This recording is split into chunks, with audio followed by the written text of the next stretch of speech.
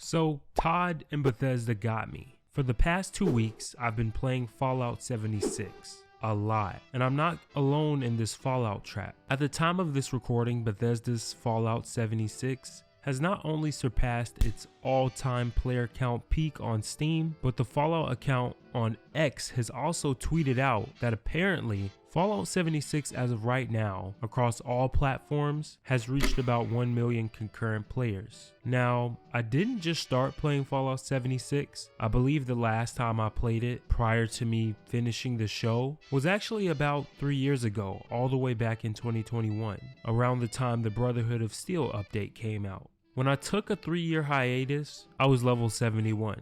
I had completed the main quest along with the DLC quest with the Settlers, Raiders, and Brotherhood of Steel. Now I'm level 82, and I do plan on going on to level 100 so that I can unlock the third ultimate perk slot.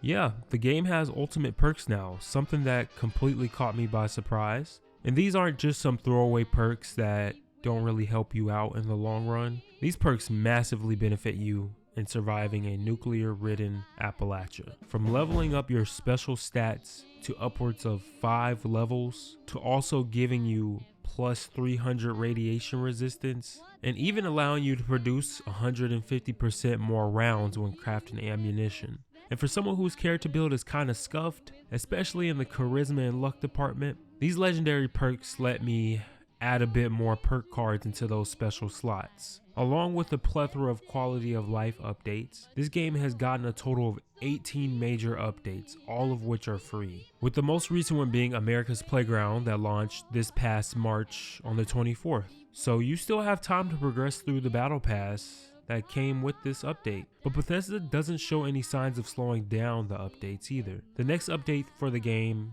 is going to be called Skyline Valley, and it comes out this June. This update adds a whole new area to the map to explore. With this new area, you will be able to fight new enemies, participate in new public events, and it even has its own new quest lines for players to experience. With the success that this game is experiencing right now, I would imagine that Bethesda, if they weren't already planning to do so, they will definitely be going back to the drawing board to see what other content they can pump out and capitalize on with this unexpected boom in the game's player base. This is just speculation on my part, but with us getting expedition updates, being the Pit and Atlantic City, I wouldn't be surprised if Bethesda goes somewhere west as a future update, while probably not New Vegas. To keep in line with the setting of the show, Bethesda can allow players to explore parts of post-war Arizona, Utah, Texas, or even Oregon. But with all the praise I'm giving the game and others as well, I do want to give anyone who is on the fence about jumping back into Fallout 76 a bit of a warning. The game still falls victim to some of what Mr. Matty would say, Bethesda jank. But for those of you who like Fallout and are used to Bethesda's core gameplay, while the combat in Fallout 76 isn't perfect and at times it can come across a bit stiff in some areas, I do think the game has improved enough for it to finally be considered a good live service game. I still get the occasional lighting bug when walking through this forest. The sun rays kind of glitch out, and I often get completely stuck when I hop in and out of my power armor.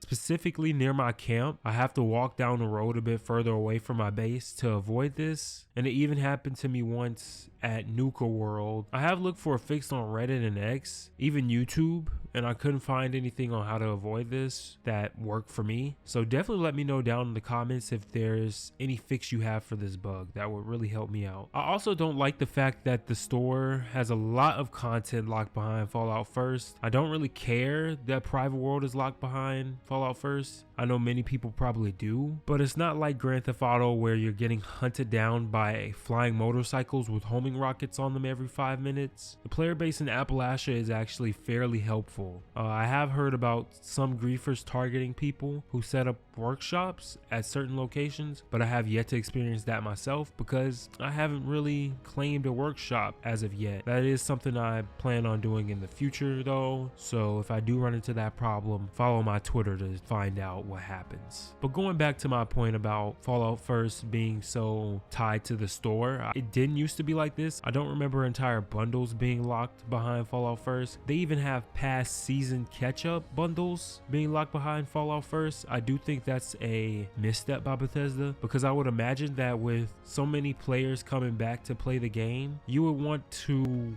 give them the option to buy pieces of content that they missed when they didn't play the game, and having them sign up for a subscription service, just I think you'll make more money in the long run if you have it available to just buy on demand, kind of like what Halo does with their battle passes. But that's the video. Let me know down in the comments how many people are returning to Fallout 76 or playing it for the first time. With that being said, would you kindly like and subscribe?